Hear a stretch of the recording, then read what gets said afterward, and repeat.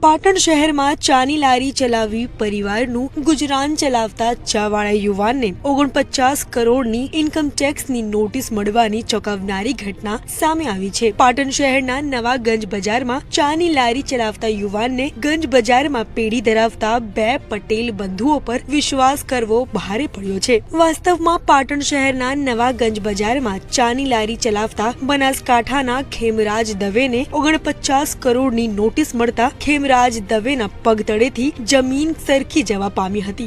આજથી 10 વર્ષ અગાઉ ખેમરાજ દવે પાન કાર્ડ કઢાવવા ગંજ બજારમાં પેઢી ચલાવતા અલ્પેશ પટેલ અને વિપુલ પટેલને પોતાની સહી વાળા આધાર કાર્ડ, ચૂંટણી કાર્ડ, ફોટા સહિતના વિવિધ ડોક્યુમેન્ટ આપ્યા હતા। જો કે ગંજ બજારમાં પેઢી ચલાવતા બંને ભાઈઓએ ડોક્યુમેન્ટનો દુરુપયોગ કરી અલગ અલગ બેંકમાં ખાતા ખોલાવી અને કરોડોના રૂપિયાના ગેરકાયદેસર વ્યવહાર કર્યા હતા। તમને જણાવી દઈએ કે આ અંગની જાણ હવે 10